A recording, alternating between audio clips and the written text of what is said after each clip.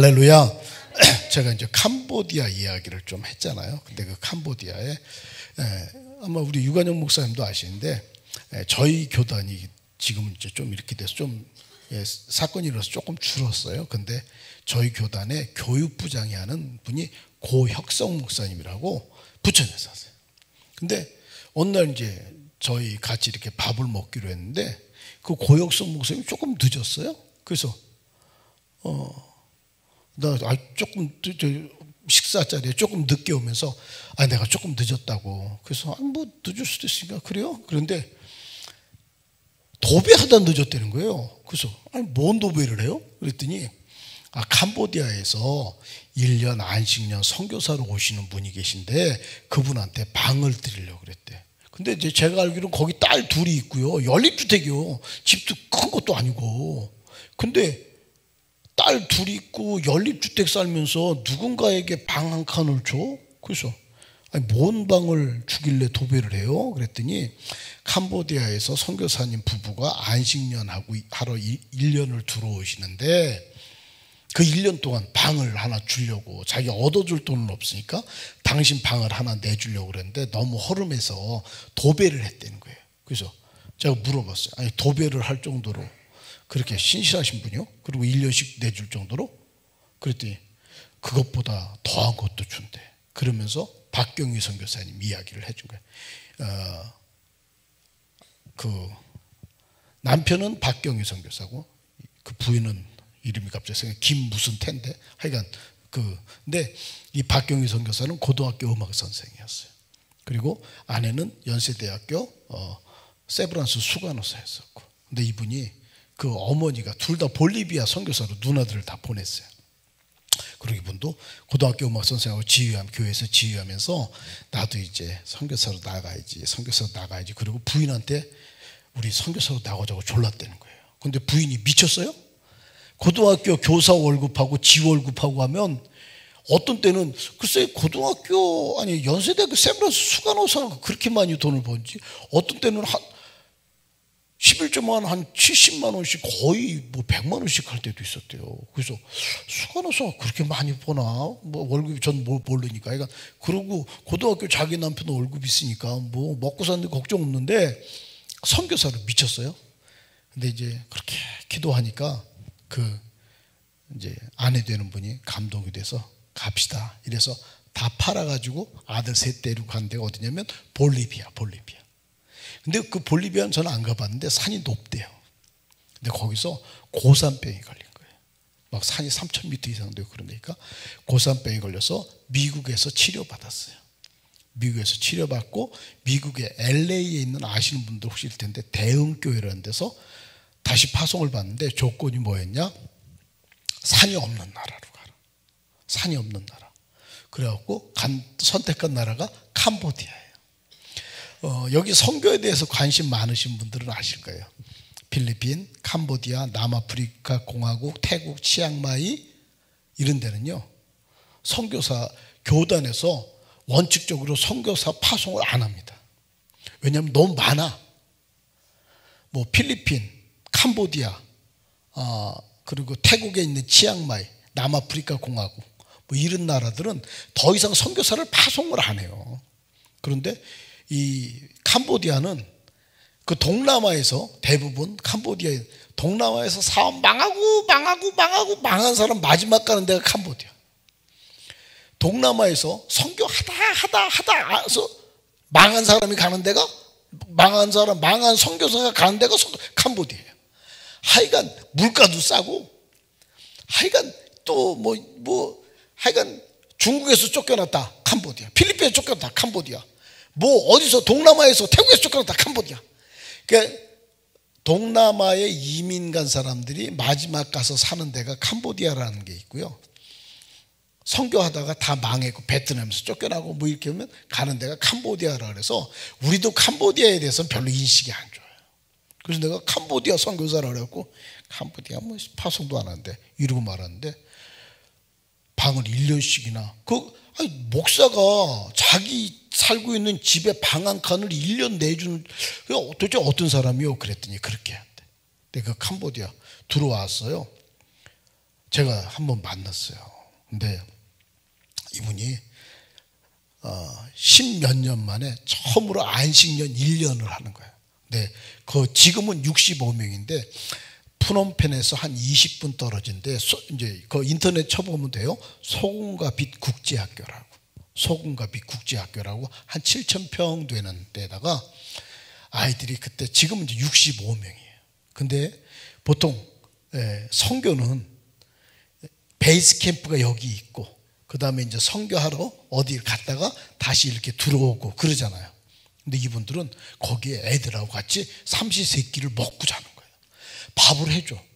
교사이고 뭐 엄마고 뭐 간호원이고 의사 선생님이고 그런 거예요. 그러면서 저한테 뭐라 그러냐면 한번 놀아서 제가 또 나갔었어요. 근데 저한테 뭐라 그러냐, 목사님 캄보디아가 불교 국가잖아요. 캄보디아에서 시골 목회자로 산다는 게 어떤 의미인지 아세요? 그래서 뭔데요? 그랬더니 빈민입니다. 그 마을에 왕따입니다. 거기 불교 사원 안에 초등학교가 있어요. 그리고 그 초등학교 교과 안에 불교 교리가 있고. 그러니까 또 공산국가잖아요. 나가서 전도를 못해요.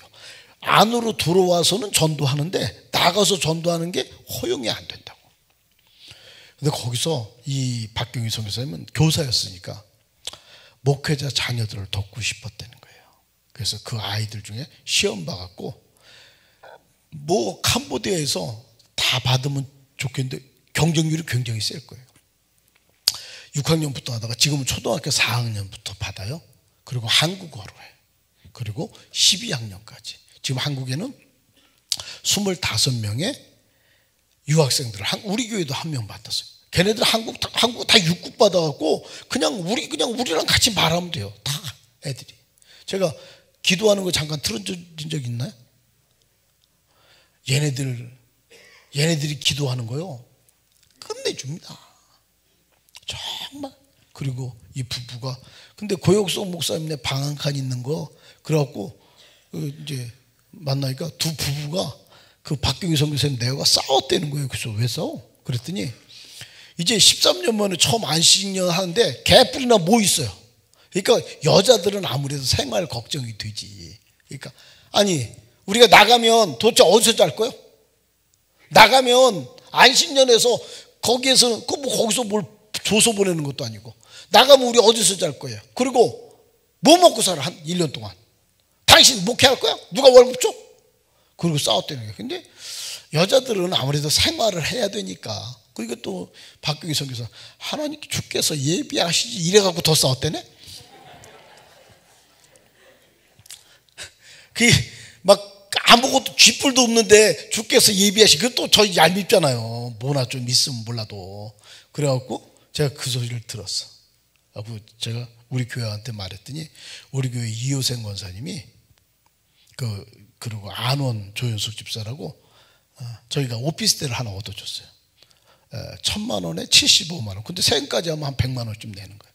그걸 우리가 1년 얻어줬어요. 그리고 우리 이효성 권사님이 100만 원씩 줘갖고 1년 동안 100만 원씩 주고. 그리고 13개월을 살았나? 제가 이렇게 가까이 가면 가까이 갈수록요 정말 신실한 사람. 이번에 제가 지난 주일날 갔다가 월, 화 있고 화요일날 저녁 비행기 타고 들어왔다 그랬잖아요. 근데 그때 무슨 일이 있었냐면 제가 우리 애 발 딘 거 보여드렸나요? 여기 우리 화면 잡을 수 있죠? 야니읒이라고 얘네들이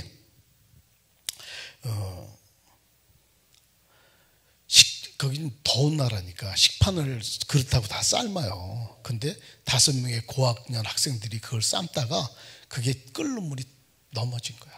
그래갖고 다 1, 2도 화상인데 얘는 3도 화상. 여기저기 선교 편지 보내니까 치료비만 1,000만 원, 350만 원이 들어왔대. 그래서 내가 한 300만 원 줄게요. 그랬어요.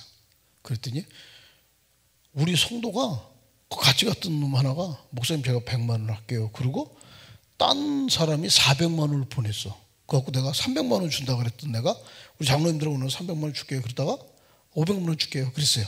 근데 뭐라 그러냐면, 목사님 지금 이게 핸드폰에 이렇게 성교비 들어온 게 다 이렇게 뜨더라고요. 그걸 보여주면서, 목사님 지금 350만 원이 들어와 있고요, 다른 교회에서 500만 원을 해준다 그랬어요. 그래서 목사님 300만 원만 줘도 다른 데 좀 더 해준 데 있으니까 충분해요. 목사님 300만 원만 해주셔도 됩니다. 그러더라고요. 그래서 제가, 아니 한 달 치료해야 된다는데 한 달 부산에서 내외가 야니 돌봐주려면 공기 먹고 돌봐줘요? 다 먹고 자고 하는 게 다 돈이지. 그리고 돈이 없으면 마음이 좁고 불안해져서 안 되니까 그냥 500만 원 받으셔. 그리고 500만 원 보내줬어요.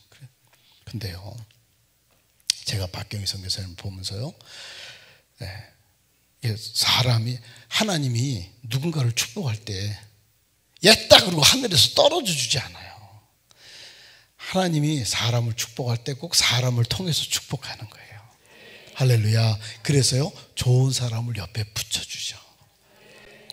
그러니까 하나님이, 그러니까 만남의 복이라는 게 그렇게 중요해요. 만남의 복. 오늘이요, 제가 할게요. 이랬던 성경의 한 사람, 유다 가문에 대해서. 이 유다는요, 야곱과 레아 사이에 루벤, 시므온, 레위, 유다 넷째 아들. 성경을 좀 찾아볼게요. 우리 창세기 37장이에요.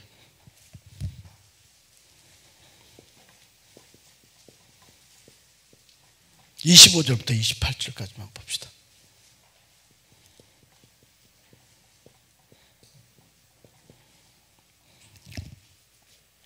창세기 37장. 우리 성경을 좀 많이 찾아야 돼서요, 25절부터 28절까지 같이 보겠습니다. 시작. 그들이 앉아 음식을 먹다가 26절 보세요. 26절 같이 보게. 26절 시작. 유다가 자기 형제에게 이르되 우리가 우리 동생을 죽이고 그의 피를 덮어둔들 무슨, 자, 그를 이스마엘 사람들이 팔고. 그 형들이 요셉을 죽이려고 그럴 때 루벤이 구덩이에 넣게 했어요. 그래서 이제 막 자라고 오니까 세겜에서 너 양치는 형들 좀 보고 오라고 야곱이 그러니까 갔는데 형들이 뭐라 그래요? 저거 꿈꾸는 자가 온다. 뭐라고? 해, 달, 별이 자기한테 절을 하고 뭐 곡식단이 절을 해? 저 꽉 죽여버려갖고 짐승이 죽였다고 아버지한테 말하자. 그러니까 루벤이 우리가 뭘 죽이냐, 형이 좀 달라. 그래갖고 구덩이에 했는데 이스마엘 상인들이 오니까 유다가, 누가? 유다가 우리가 우리 형제를 죽여서 뭘 하냐. 그래서 은 20냥에 팔아요. 그래갖고 어떻게 해요? 보디발 집으로 팔려가는 거예요. 요셉의 생명을 구원해. 43절 보세요.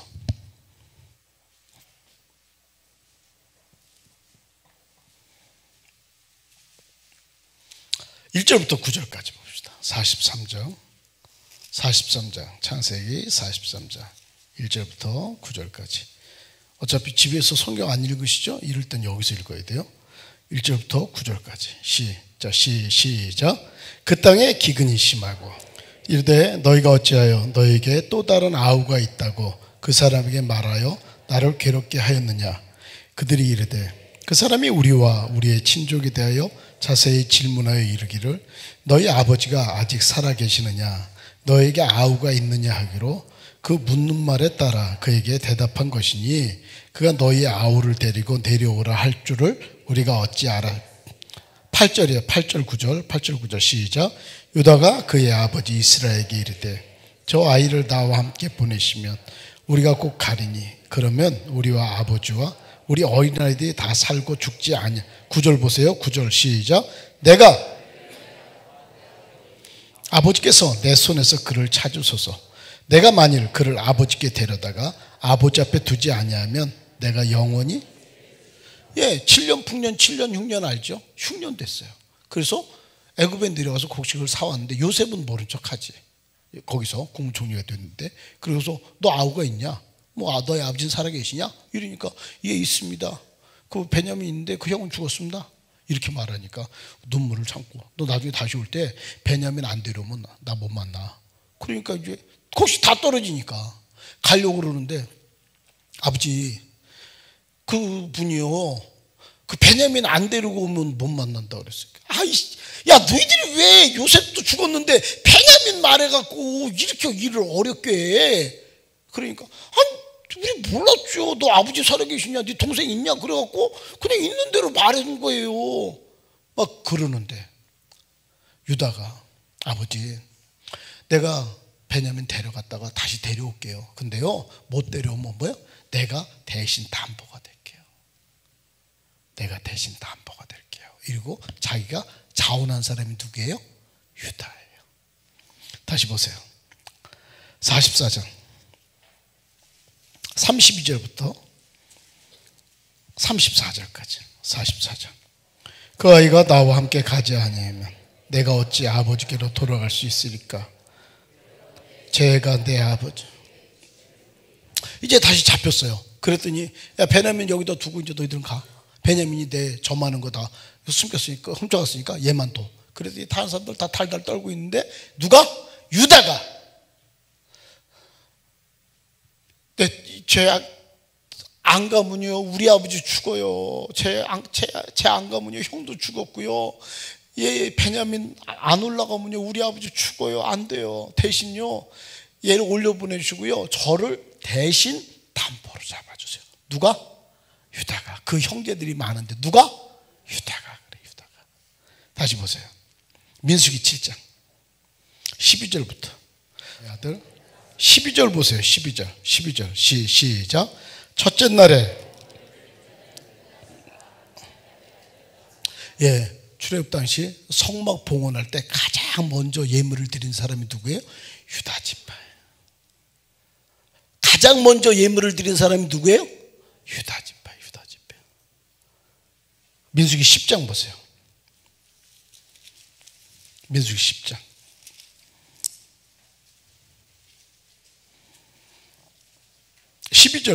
11절부터 14절까지만.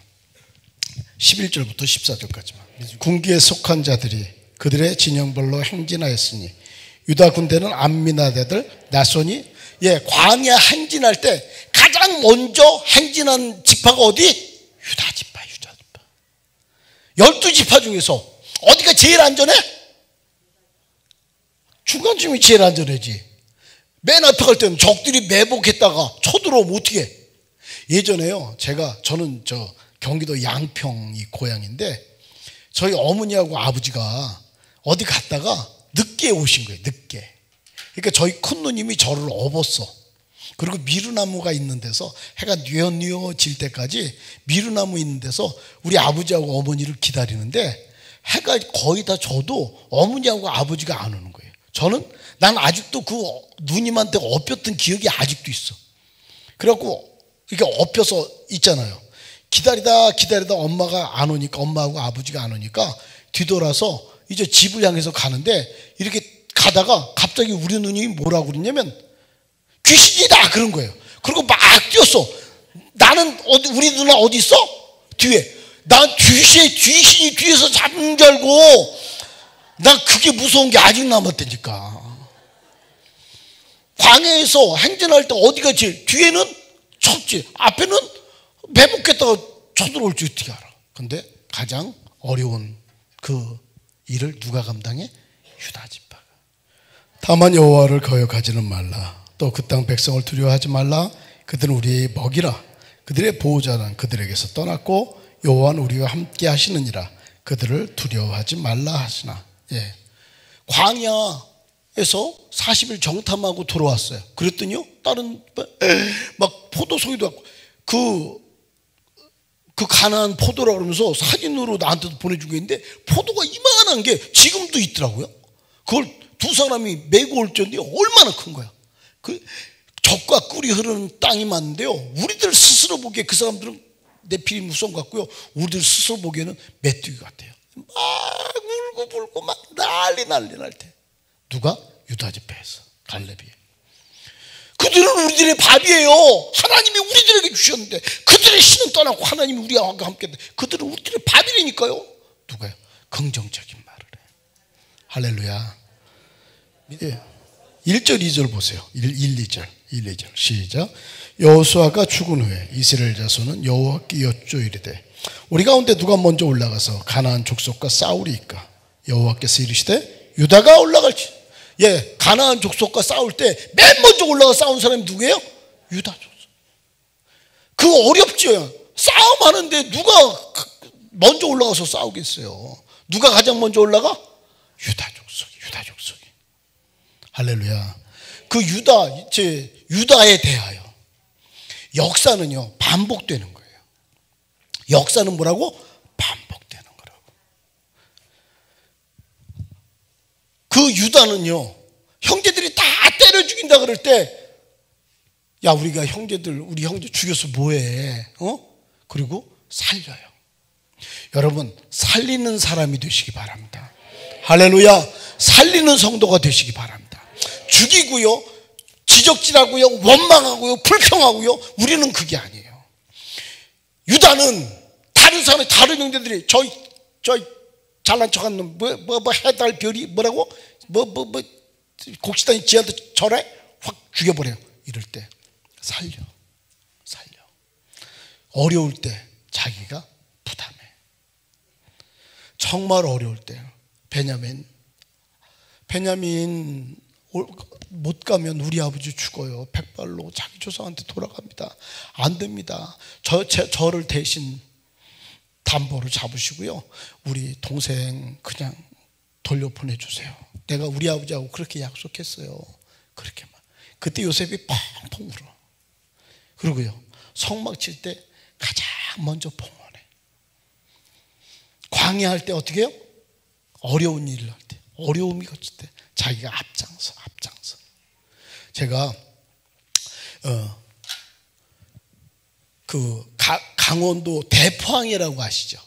대포항 보면 그 조금 밑에가 물치항이라고 있어요. 그 물치교회, 김영국 목사, 100년 넘은 교회인데요, 감리교 목사. 나중에 강원도 우리 성도들하고 놀러 갈 때 보면 그 물치교회 한번 가보세요. 거기가 그 김영국 목사님 아들인데요, 거기서 목회하는데 거기가 이제 뱃사람들이잖아요, 바닷사람들. 근데 그 대포항에서 이렇게 쭉 내려오면서 오른쪽에 대포항, 물치항이 있는데 이렇게 카브로 돌게 돼 있어요. 근데 그쪽에 100년 넘은 물집교회가 있는데 사택이 가로막고 있었어. 그러니까 요 사택이 땅 넓으니까 사택을 또 허름하고 저쪽으로 옮깁시다. 그랬더니 난리가 난 거예요, 교회가. 막 난리가. 그때 무슨 일이 있었냐? 용두동 감리교회 문종수 장로. 나중에 문종수 쳐보세요. 문종수 장로라고. 이분은 한때는 김영삼 대통령 때 지금 조국처럼 민정수석을 한 사람이에요. 나는 재벌도 덜덜 떨게 했던 사람. 한국을 움직인 백인 가운데 한 명이었어요. 근데 참 훌륭해요. 아내가 치매가 온 거예요.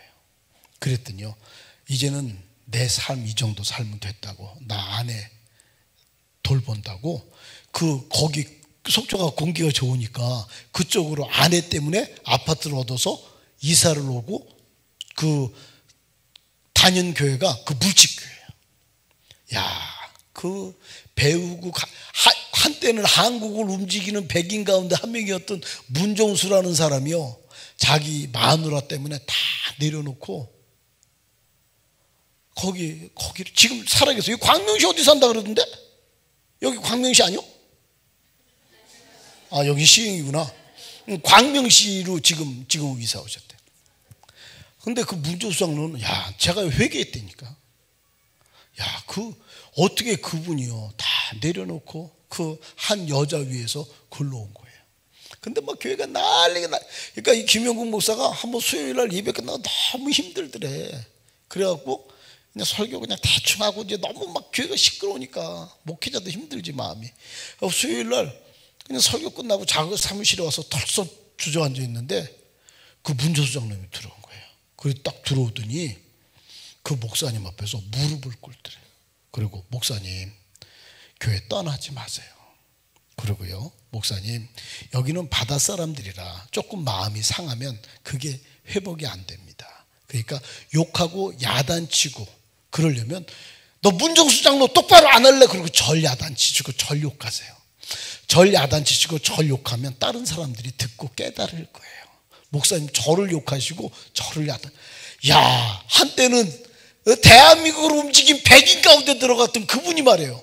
그 시골 촌 목사한테 무릎 꿇고 나를 야단치세요. 나를 욕하세요.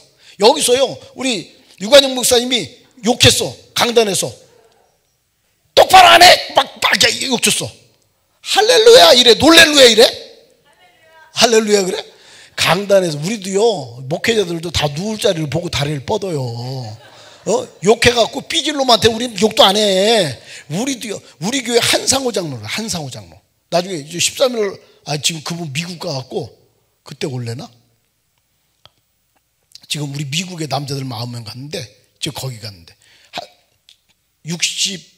55년생이야. 그럼 65인가? 55년생이야. 근데 이분이 별명이 뭐냐면, 조간신문.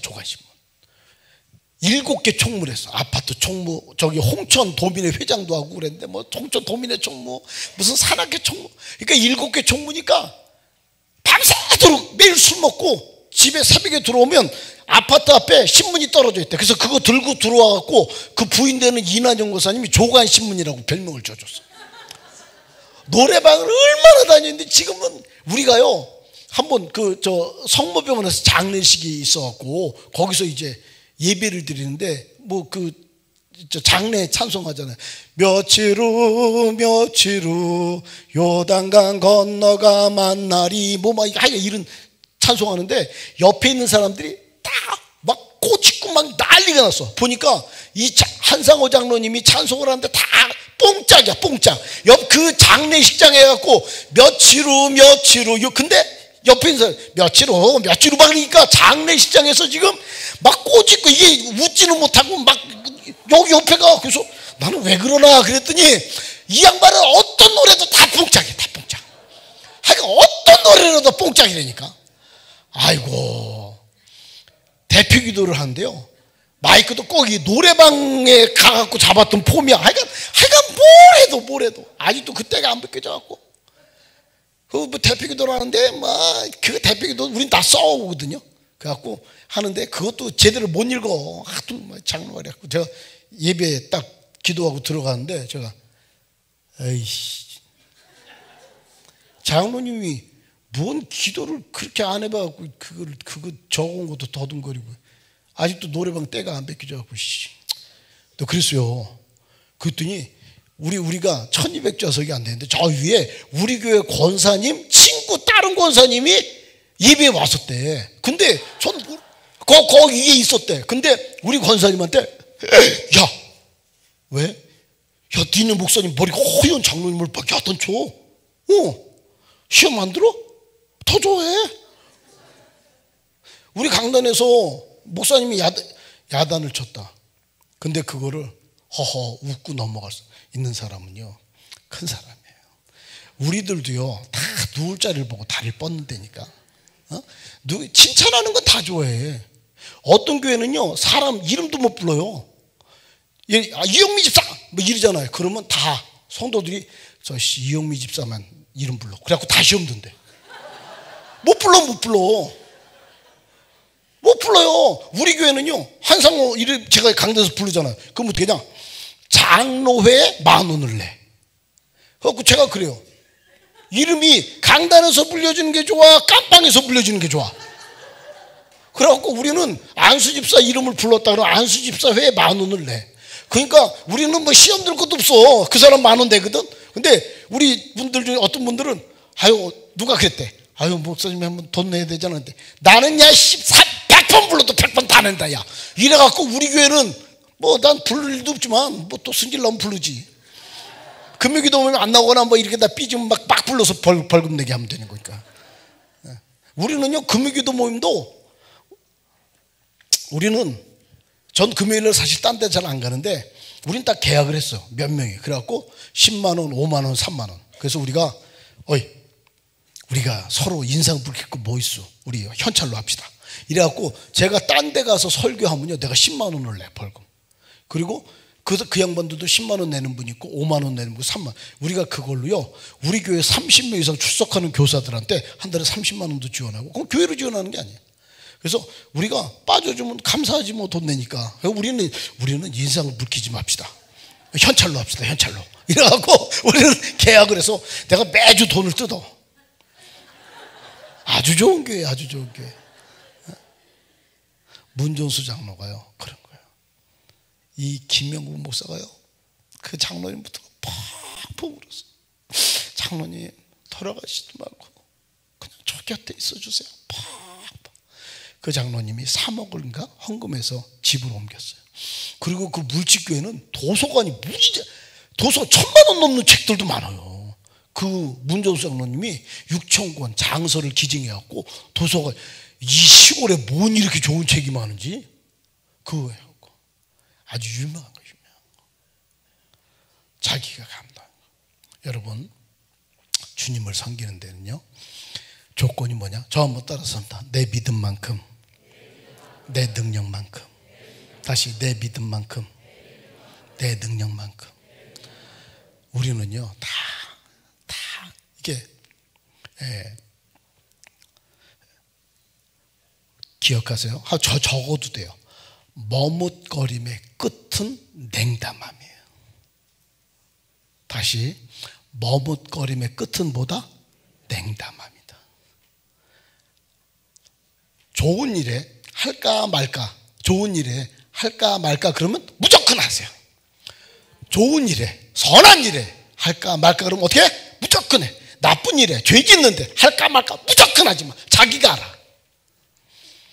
머뭇거림의 끝은 냉담함이야.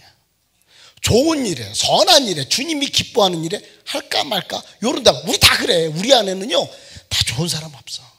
이 마음에는 영적인 전쟁터예요. 전쟁터. 할까 말까. 우리 여기 오늘 집회도 참석할까 말까 이래다가 온 사람들도 있을 거야. 좋은 일에, 주님이 원하는 일에 할까 말까 그러면 어떻게 해라? 하라. 나쁜 일에, 죄 짓는 일에 할까 말까 하면 어떻게 해라? 하지 말아라. 하지 말아라. 할렐루야. 머뭇거림의 끝은 뭐다? 냉담합니다. 너무나 많아. 너무나 머뭇거리다가요 다 지나갔어. 기회의 여신은 앞에는요 장발이야. 장발. 다리에 날개가 달렸는데 장발이에요. 뒤에는 뭐야? 대머리야. 그래서 기회는 올 때 딱 잡아야지. 지나간 다음에 잡으려면 잡을 수 있어 없어? 못 잡아요. 기회의 여신은 앞에는 뭐라고요? 장발. 쉽게 잡을 수 있어요. 근데 지나간 다음에 잡으려면 잡을 수가 없어요. 우리는 다 때를 살아. 때. 지금 우리는 다 때를 삽니다. 그럴 때 뭐예요? 여기 지나간 거예요. 우리는 다 그 때를 사는데 그 때에 이런 것들이 유다 족속처럼 자기가 담보해야 되고 자기가 어려움을 해야 되고 어려움을 감당해야 될 때도 있었고 그 어려운 때 자기가 제일 먼저 나서야 될 때도 있었고 그냥 그 어려울 때 다 죽는다 그랬을 때 긍정적인 말을 했고 가나안 쪽으로 쳐들어갈 때 누가 갈까? 하나님이 믿잖아요. 너라면 갈 수 있겠지. 유다 족속이 가. 너라면 갈 수 있겠지. 유다 족속이 가. 그 가문에서 누가요? 예수 그리스도가 되어가는 겁니다. 할렐루야. 지금은 정말이요 야근 세상하고 똑같이 야근 교회 다니는 사람은요 고봉이야. 고봉. 정말 순전함으로 신앙인의 생명력은 신실하면 신실함. 이거요 정말 여러분들은 나나 평생 싸워야지 돼. 그냥 야근 교회 다니는 사람은 안 될 거야. 그죠? 내가 내 믿음만큼 능력만큼 할 수 있으면 하나님과 사람을 섬기는 그 자리에 설 거야. 할렐루야. 이런 거룩한 결단이 우리에게 있어도 많이 싸우지 않으면 그게 잘 안 돼요. 정말 여러분들은 좋은 교회에 다니세요. 그 자기가요 좋은 교회에 다니는지 모른다니까. 이렇게 은혜로운 이렇게 분위기 이런 교회요 많지 않아요. 저도 많이 다니잖아요. 근데 저는 솔직히 말하면 나는 좀 직설적이라 내 입에 발린 말은 잘 못해. 난 기분 나쁘면 나쁘다고 그러고 나는 뭐 그냥 난 성격이 직진. 그래갖고 어제 먹은 반찬 오늘 안 먹어. 나는 그냥 나는 직선이야 직선. 정말 좋은 교회, 좋은 목사님하고 같이 하세요. 저는 이 교회가 곧 좁아질 거예요. 이거 너무 적게 졌어. 그래도 신실함에서 우리요 신실하려고 그래도 쓰러지고 자빠지는 게 우리인데 그냥 내 믿음만큼 능력만큼 유다가 그렇게 갔어. 그 길을 자기가 그 여정에서 먼저 해야 될 때 뒤로 빠지고 싶지만 그래 내가 할 때 그래 또 갈등 왜 없었겠어요? 전부 다 나가서 지가 싸우는데 지는 안 죽어? 그래 내가 하지. 그래 내가 할 수 있으면 내가 하지. 어려운 일이야? 그래 내가 감당할 수 있으면 내가 감당하지. 그래 내가 하지. 살리는 일이야? 그래 내가 할 수 있으면 내가 하지. 이러면서 왔어요. 이 가문에서 예수 그리스도가 태어나는 거예요. 할렐루야. 그래 내가 할 수 있으면 내가 하지. 하나님 내가 할 수 있으면 내가 할 수 있는 능력, 할 수 있는 힘, 감당할 수 있는 은혜 종에게 주십시오. 이 기도가 우리 모두의 기도가 되시기 바랍니다. 기도하겠습니다. 저는 여기까지 하고요.